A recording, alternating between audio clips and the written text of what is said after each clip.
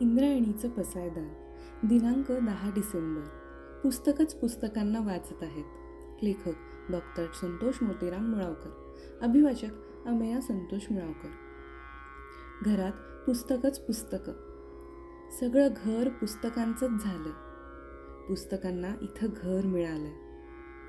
घरातली प्रत्येक खोली पुस्तकांचीच झाली. घरानं पुस्तकांना खोली दिली आहे आणि पुस्तकांनी घराला खोली दिली आहे. पुस्तकं आता घरचीच झालीत. पुस्तकं आता घरातली झालीत. पुस्तकं आता चक्क घरातल्या माणसासारखी वागत आहेत. घरातली जुनी जागती पुस्तकं आजी आजोबा झालीत.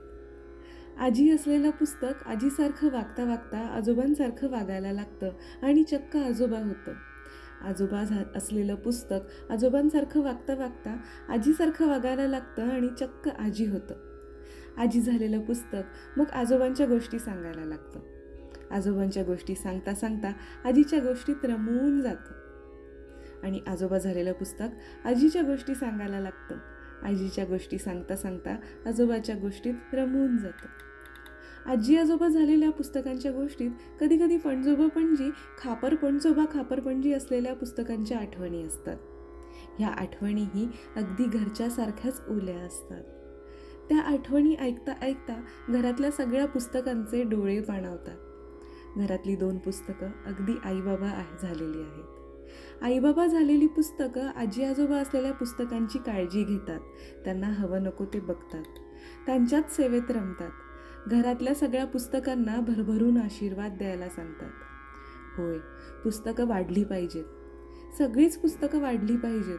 खूप खूप मोठी झाली पाहिजेत. पुस्तकं मोठी झाली की घरातली माणसं मोठी होतात आणि मग घर मोठं होतं. घर मोठं झालं पाहिजे, अवघ्या विश्वापेक्षाही मोठं.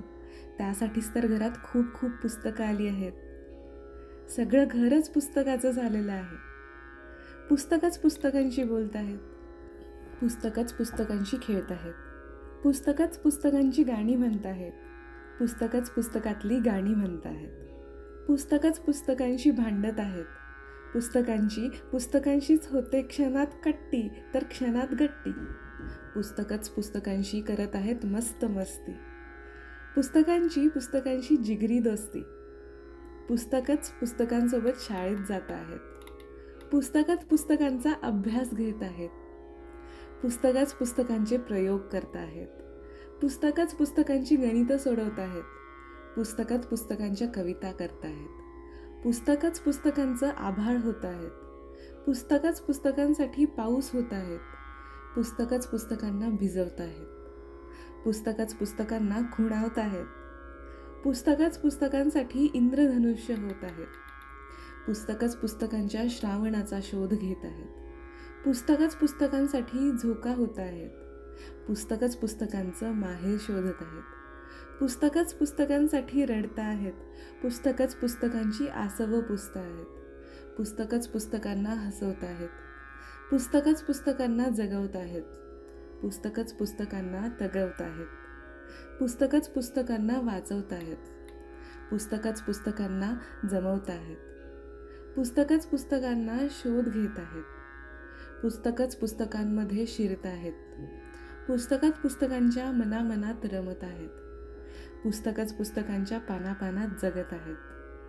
पुस्तकच पुस्तकांना धीर देत आहेत. पुस्तकच पुस्तकांचा आधार होत आहेत. पुस्तकच पुस्तकांचं घर होत आहेत. पुस्तकच पुस्तकांचं घरटं होत आहेत. पुस्तकच पुस्तकांची झेप होत आहेत. पुस्तकच पुस्तकांसाठी चिमणीचा खोपा होत आहेत. पुस्तकच पुस्तकांचा वसंत होत आहेत. पुस्तकच पुस्तकांचं झाड होत आहेत. पुस्तकच पुस्तकांचा सुगंध होत आहेत. पुस्तकच पुस्तकांसाठी सावली होत आहेत. पुस्तकच पुस्तकांचं गाव होत आहे. पुस्तकच पुस्तकांचं राष्ट्र होत आहेत. पुस्तकच पुस्तकांचे विश्व होत आहेत. पुस्तकच पुस्तकांचं चांदणं होत आहेत. पुस्तकच पुस्तकांसाठी समुद्र होत आहेत. पुस्तकच पुस्तकांचं जहाज होत आहेत. पुस्तकच पुस्तकांसाठी शीळ होत आहेत. पुस्तकच पुस्तकांना हात देत आहेत. पुस्तकच पुस्तकांना साथ देत आहेत. पुस्तकच पुस्तकांना वाचत आहेत. पुस्तकच पुस्तकांना संदर्भ देत आहेत. जगप्रसिद्ध ग्रंथालय शास्त्रज्ञ मेलव्हिल ड्यूईचं नाव पुस्तकांनाच माहीत आहे. त्याची 10 डिसेंबर 1851 ही जन्मतारीख पुस्तकांनाच माहीत आहे. म्हणूनच ड्यूईची जयंती पुस्तकच पुस्तकांसाठी साजरी करत आहेत.